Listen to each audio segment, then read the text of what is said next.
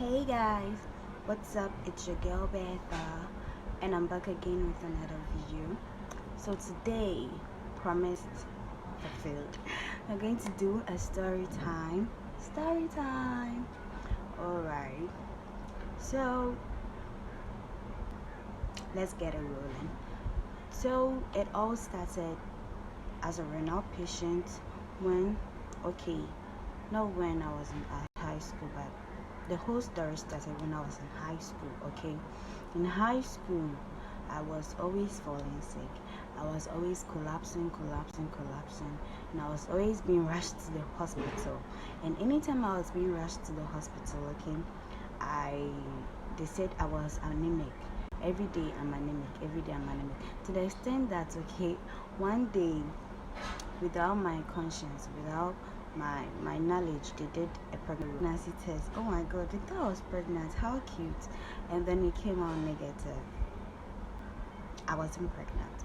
So, and you see, as at that time I was really young. I mean, high school, I was 15, 16, 17. Nobody thought that far to do a kidney test or anything. So it happened like that till I completed high school. So I went to university, and then I was 18 years. In university, I was fine, I was okay, I wasn't collapsing. But then there was one day, I went for a church program. It was a yearly program in my church that we used to do in school. And then I went for the first time. And that day, I realized that my shoes were tight all of a sudden. I mean, when I was coming from my hall, I was okay. And so I was feeling, what is wrong? So there was one friend in our midst, she was a student nearby then. And I asked her that, what is happening to me? What is wrong with my feet? Because my feet were really swollen. That was why my shoes were feeling tight. And I asked her, she said, it's probably because I've sat down for long, so I should just walk around for a bit. So I did that. And then there was no change. But, the program started. I was all excited, so I just forgot about it. And after the program, we closed really late, like very late, like around 12 p.m. I went to my hall with a friend who was also in the hall. He was like my shepherd. And then we got food on our way back. So I took the food. I was going to take my bag. I was taking my bag, and I realized that after eating the food, my thighs were also swollen. So I was wondering, is it because of the food I ate? Like, it was fried rice. I was wondering if it's because of the fried rice I ate. And then I was like, okay, never mind. But then I was panicked a bit.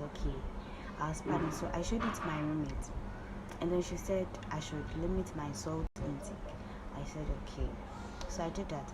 So as time went on, anytime I wake up in the morning, I had these puffy eyes. My eyes were swollen, and at night when I go to bed, I pee very frequently. Like, it wasn't normal. And anytime I peed, my pee was very foamy. So I saw all these changes. And then immediately I informed my mom that these are the changes I'm seeing. So she advised that we should see our doctor. And so we went to see her.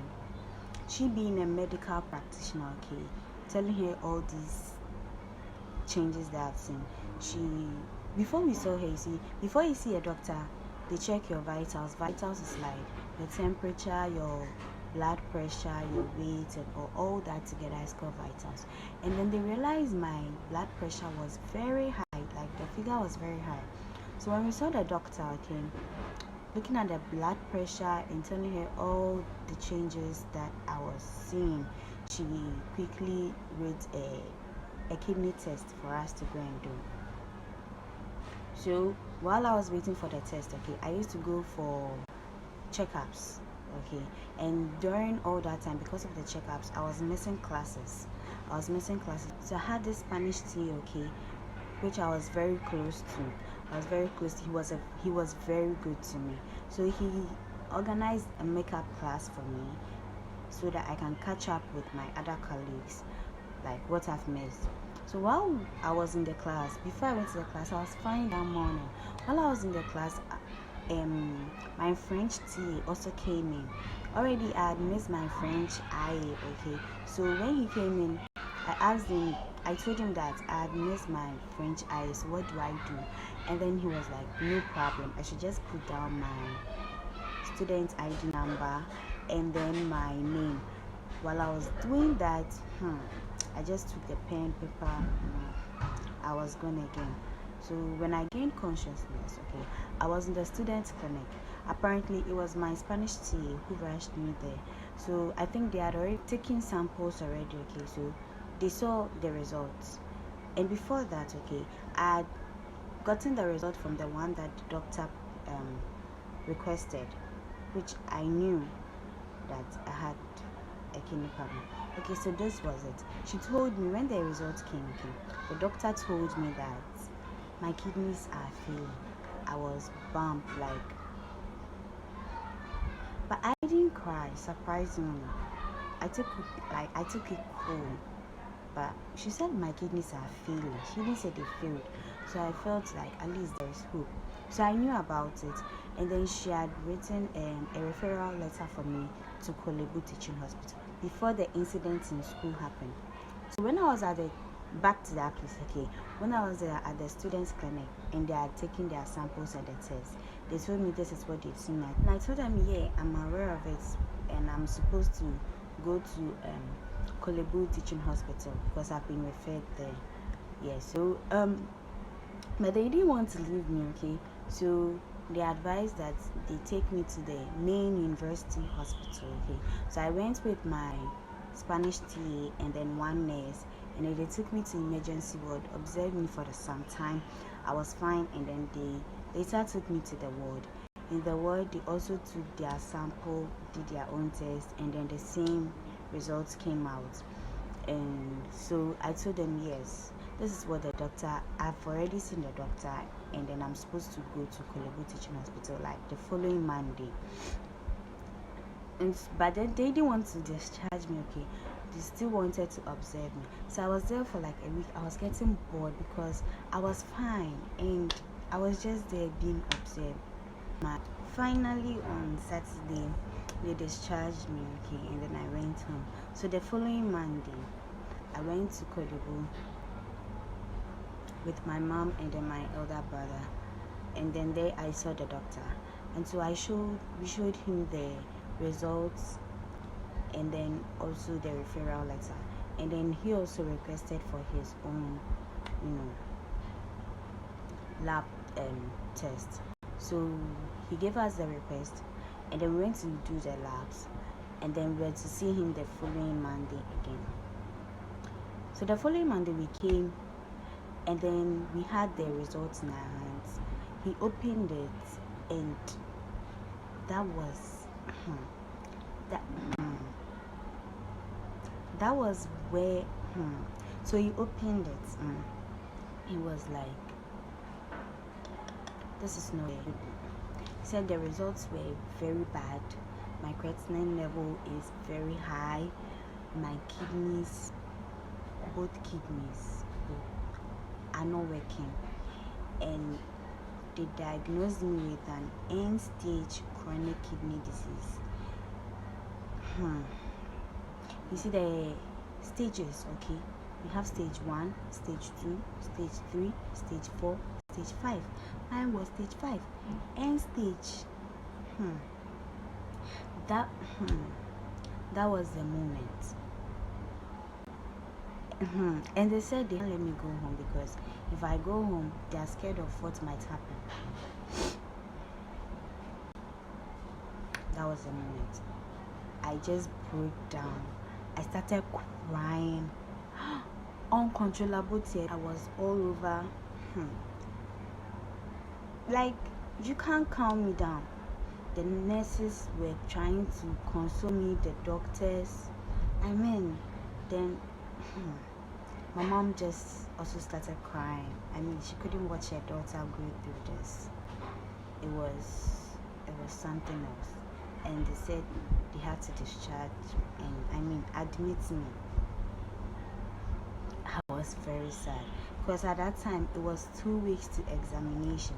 I mean, my first exams in the university, I was 18 years, I was a level 100, I was happy, and then this. So yeah, they took me to the ward, and then they told my mom about but before they took me to the ward, okay, they told me about the two options for treatment, transplant or dialysis. But then they advised that with my condition, which was very critical, the immediate treatment, okay, was to do the dialysis. Okay, so when they took me to the ward, they talked to my mom and told her about the cost of dialysis, and that I was supposed to come for dialysis for this number of times a week and all. And guys, my mom is a single parent with 5 children. I'm the last born. My mom, they told her that the cost of dialysis, okay, in Kolebu is 350 Ghana cedis per session, like every day when you come. And then I go twice. Some people go 3 times. In other institutions, it's higher than that. It depends on where you go for your sessions, okay? Some pay 400. So just imagine the cost that comes with all these things. And then my mom says she doesn't have money. Then one doctor said to her that, Madam, if you don't do something about your daughter, she's going to die in 3 days' time. 1, 2. And then we had to start the process. So before we started, they had to pass the one they passed through the funeral. They passed it for me, and God, I couldn't walk, so I started using a wheelchair, and I had my first dialysis session. God, I thought I was going to die on the machine. I was so restless. I was going off and on. I was throwing up to the extent that the senior nurse herself over there at the renal unit had to stand by me throughout my session, which was for 2 hours. When you're a new patient, okay, you do it for 2 hours. As time goes on, you do it for 3.5 hours or 4 hours. So now I do the session for 3.5 hours. So yes, at that time I did it for 2 hours. So that the nurse stood by me till I finished the whole 2 hours. After that, I was so tired. I don't know the right word to use, but I felt like, no, I can't do this again. I told my mom, no, I wasn't going to do this again. Then she told me to calm down. They're just trying to help me. I was calm. But guys, see, it was all a whole life-changing process for me, okay? Because they came up to me. A dietitian saw me, okay? And then she told me the things I'm not supposed to eat anymore, my water intake. Guys, they say water is life, but life as a renal patient is a whole different story altogether. Your water is measured. You don't take the amount of water that you want to take. They say take 8 glasses of water, right? But let me tell you, as a renal patient, a day, okay, you see that small bottle of water. Every liquid that you take, whether water, food, drink, anything liquid, it has to measure up to that quantity. That's 75 milliliters of liquid. It's like, sometimes I can be thirsty, but I have to watch the water I'm taking. How? It's really difficult. Like, it's not easy. It's really difficult. And then, so the foods that, let me come to the fruits first, okay? The fruits that I can take, okay? It's apple and pawpaw and then grapes. All other fruits I can take. I mean, my favorite fruits which are watermelon and pineapple. and the foods I'm not supposed to take. I'm not supposed to take beans, I'm not supposed to take plantain, I'm not supposed to take, how do you call it, potatoes. I mean, foods that are rich in sodium, potassium, and phosphorus, I'm not supposed to take them. And guys, my second favorite food, plantain and beans. So just imagine how I'm surviving without that. Hey, I'm a strong girl because if you're a Ghanaian, you understand what I'm saying. Yes, so that was it.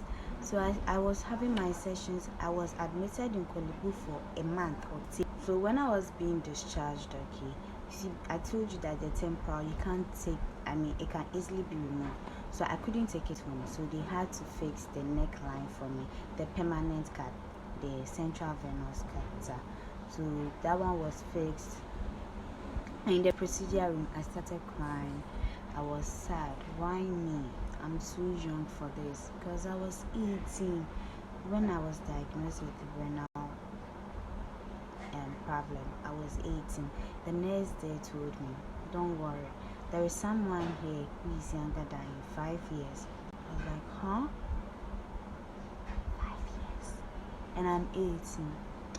Immediately I started wiping my tears. Oh yeah, what would you have done? Same, right?